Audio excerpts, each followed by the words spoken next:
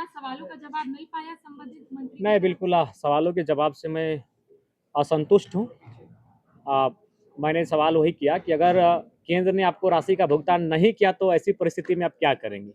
बच्चे पढ़ेंगे या पढ़ाई छोड़ देंगे, बंधुआ मजदूर बनेंगे, उनका भविष्य क्या होगा?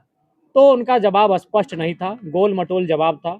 देखिए, एक बात तो स्पष्ट जान लीजिए, इच्छा शक्ति का अभाव है और मुझे लगता है कि शायद ओबीसी होना ही इस राज्य में गुनाह है।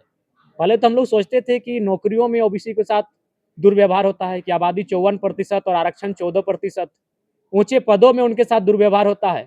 लेकिन आज देखने को मिल रहा है कि अब उनके बच्चों को पढ़ने में भी उनके साथ दुर्व्यवहार किया जा रहा है। मुझे इस घटना से फ्रांस और वियतनाम की वो घटना याद आ रही है, जब वियतनाम के बच्चों को जानबूझकर फेल कर दिया जाता था ताकि वो फ्रांस की बराबरी ना कर पाए। आज ऐसा लग रहा है इस राज्य की सबसे बड़ी आबादी ओबीसी वर्ग को न पढ़ने दिया जाएगा। जब वो पढ़ेंगे नहीं तो शायद नौकरियों में बाकियों के सामने मुकाबला ना कर पाए, जो कि सरकार की एक संकीर्ण सोच को दर्शाती है। आज ये कह रहे हैं कि इनके पास फंड नहीं है, इनके पास बजट नहीं है, तो पिछले 2 सालों से मैया सम्मान योजना की राशि कहां से दे रहे हैं? यानी इच्छा शक्ति का अभाव है। आप ये केवल दोषारोपण नहीं कर सकते। अगर केंद्र ना दे तो आपके पास क्या विकल्प है? और आप मैया सम्मान की राशि किस मद के माध्यम से दे रहे हैं? तो जब आप मैया सम्मान योजना की राशि दे सकते हैं तो आप राज्य कोटे से जो उनको पैसा होगा तो अग्रिम भुगतान करें। मैंने तो एक सुझाव भी दिया कि आप उन्हें ऋण देने का काम करें, बिना ब्याज के उनको ऋण दें। जब पैसा आप उनके अकाउंट में दे देंगे या फिर जिस प्रक्रिया से आप छात्रों को पैसा देंगे, 10,000 दें, 20,000 दें, 25,000 दें, जो उनका स्कॉलरशिप होगा वो पैसा उनको ऋण के माध्यम से दे दें और जब उनके अकाउंट में पैसा आ जाएगा आप उस पैसे को काट लें। लेकिन सरकार के पास गोल मटोल जवाब है। बड़ा विचित्र बात है। और सबसे बात, माननीय चमरा लिंडा जी छात्रावास से रह के विधायकी का सफर तय किए हैं, छात्रावास से रह के नेता बने हैं और छात्रावास में रहने वाला अगर विधायक मंत्री अगर छात्रों के दर्द को नहीं समझ पा रहा है तो ये केवल और केवल इनका गोलमटोल जवाब है। मैं उनके उत्तर से बिल्कुल असंतुष्ट हूं और उन्हें जो भी आंकड़े जो तथ्य तर्क प्रस्तुत किए हैं बिल्कुल मैं एक सिरे से खारिज करता हूं। उनमें इच्छा शक्ति का अभाव है। वो बार बार कहते हैं सिस्टम सिस्टम सिस्टम। अरे आप सिस्टम में बैठकर सरकार चला के नहीं सिस्टम दुरुस्त कर पा रहे हैं तो बाहर बैठिए, चना बेचिए, सब्जी बेचिए। अब सरकार में बैठे हैं, सरकार के अंग है, राज्य सरकार को चला रहे हैं, 6 सालों से आपकी बहुमत की सरकार है और बोल रहे सिस्टम सिस्टम सिस्टम। अरे सिस्टम में आप बैठे हैं सिस्टम बनाने के लिए, आप सिस्टम में बैठे हैं नीति नियम बनाने के लिए, और नहीं तो घास चराइए, बकरी ले घास चराइए, उनको चराने ले जाइए। बिल्कुल इस राज्य के ओबीसी छात्रों के भविष्य के साथ खिलवाड़ किया जा रहा है, जो कि बहुत ही चिंता का विषय है। जिनकी आबादी 54% है, कसूर ओबीसी समाज का भी रहा है। उनको घंटे की आनंद से सुखद अनुभूति की प्राप्ति होती है। आज ये बहुत बड़ा प्रश्न चिन्ह लगा है उनके जीवन पर, उनके लाइफ पर। बिल्कुल उनका लाइफ, उनका मैं देख पा रहा हूं, मुझसे हजारों छात्र आज लगभग विगत 6 महीनों मिल चुके। मैं नहीं कह रहा हूं एक दिन में, 6 महीनों में हजारों छात्र जनता दरबार के माध्यम से मुझे मिल चुके हैं। वो रोते रोते हमसे मिलते हैं। वो धीरे धीरे शहरों से अपने गांव की ओर वापस जा रहे हैं, वो मजदूरी के लिए बाहर जा रहे हैं। आप आंकड़ा निकालिए, आप आंकड़ा निकालिए कि जो लोग पलायन कर रहे हैं, जो युवा पलायन कर रहे हैं अन्य राज्यों में, अन्य देशों में काम करने के लिए, उनकी आयु क्या है? उनकी आयु 18 से 25 साल के बीच है। आप औसत आंकड़ा निकालिए इस राज्य का। 18 से 25 साल के नौजवान कौन होते हैं? जो परीक्षा की तैयारी करते हैं, जो आंखों में सुनहरे सपने सजाते हैं कि मुझे कलेक्टर बनना है, मुझे बीडीओ बनना है, मुझे सीओ बनना है, मुझे शिक्षक बनना है, मुझे अभियंता बनना है, मुझे चिकित्सक बनना है। वो नौजवान होते हैं। आप आंकड़े को, अगर आपके पास आंकड़े नहीं है, मैं आंकड़ा लेके आपको दूंगा, क्योंकि मेरे जानकारी में लगभग 107 प्रवासी मजदूर केवल मर के वापस आए हैं। और जब मैंने उनकी आयु सीमा का गणना किया तो उनकी आयु सीमा की गणना लगभग 22 से 26 साल औसत है। वो प्रदेश नहीं विदेश जा रहे हो और मौत के मुंह में समाकर इस राज्य में उनका शरीर भी 4 महीना के बाद आ रहा है। आपने सरकार को सुझाव भी दिया कि अगर जरूरत पड़े तो बंगला भी निलाम कर। हाँ बिल्कुल, मंगला ही नहीं, मैंने कहा विधायक निधि को भी रोक दीजिए। विधायकों को एक वित्तीय वर्ष में खर्च करने के लिए 5 करोड़ दिया जाता है। हमारे यहाँ 81 विधायक है, 400 करोड़ एक अच्छा खासा राशि हो जाएगा। और दूसरा बात, विधायक निधि से हम करते क्या है?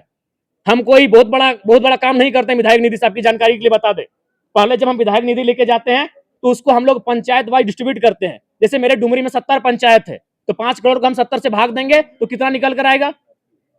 7 7 लाख रुपया। 7 लाख रुपया से हम कौन सा तीर मार लेंगे? एक पीसीसी का ही निर्माण करेंगे, फाइबर ब्लॉक का ही निर्माण करेंगे, या चबूतरा बनाएंगे। विधायक निधि से आपकी जानकारी के लिए बता दें, विधायक निधि से या तो चबूतरा बनता है, या तो एगो 200 से लेके 500 फीट का पीसीसी बनता है, या तो किसी की गली में वो फाइबर ब्लॉक का निर्माण होता है। बताइए इससे हम कहां चांद पर चले जाएंगे? मैंने कहा कि ये योजनाएं अगर नहीं होंगी तो हमारे राज्य को और हमारे क्षेत्र को विशेष फर्क नहीं पड़ेगा। अगर हम पीसीसी नहीं बनाए तो फर्क नहीं पड़ेगा, लेकिन अगर युवा नहीं पढ़ेंगे, जो अभी पढ़ने वाले हैं, जो स्कूल कॉलेज में पढ़ने वाले हैं, तो फर्क पड़ेगा। हम एक जनरेशन का गैप कर जाएंगे, एक पीढ़ी, बाकी लोग हमसे आगे निकल जाएंगे और एक पीढ़ी का अंतर हो जाएगा। इसलिए मेरे नजर में उस पुलिया से, उस सड़क से, उस पीसीसी से, उस चबूतरा से महत्वपूर्ण इस राज्य के छात्रों का भविष्य है। और मैंने बिल्कुल पूरे भौंसवास में कहा है, चूंकि बंगले और जो सरकारी सुविधा है वो मुख्यमंत्री और स्पीकर को तय करना है। बिल्कुल मैं हौसवास में मीडिया के सामने कह रहा हूं कि नीलाम कर दे, मुझे कोई गुरेज नहीं होगा। छात्रों के भविष्य को किस रूप में देखते हैं? अंधकार के रूप में देख रहे हैं, क्योंकि सरकार के पास नौकरियां है नहीं, क्योंकि इनके पास प्लानिंग है नहीं, ये नौकरी सृजन करने में सक्षम है नहीं। ये 26 साल हो चुका है, मात्र 8 जेपीएससी हुआ है, आज जेटेट की परीक्षा पिछले 10 सालों से हुई नहीं है। ये नौकरियां तो देंगे नहीं, तो बच्चे पढ़ेंगे तो नौकरियों के लिए सवाल करेंगे, बच्चे सड़कों पर आएंगे, आंदोलन करेंगे, सरकार को घेरेंगे, सरकार की आलोचना होगी। और सरकार चाहती है वो पढ़े ही नहीं, जब वो पढ़ेंगे नहीं तो रेस से बाहर हो जाएंगे। तो ये चाहते हैं कि स्कॉलरशिप ना दिया जाए, ताकि वो बड़ा होकर जब नौकरियों का दावा करेंगे, नौकरियों की मांग करेंगे, तो रेस से बाहर हो जाए। ये संकीर्ण सोच है हमारी सरकार की, जिस पर हमें बहुत ही घिन आती है। कृषि विभाग जी, कृषि अनुपात, कृषि का जो आपके इलाके से आई मांगूर की स्टडी हो रही है, वो पूरे भारत में यूं कहा जाए प्रतिबंधित है, जिसका क्या देखिए, बिल्कुल बिल्कुल आपने सही कहा था, ये सच है। और इसको लेकर मेरे समर्थकों ने कई बार गाड़ियों को रोका भी है, कई बार हम लोगों ने प्रशासन को पकड़ के दिया भी है।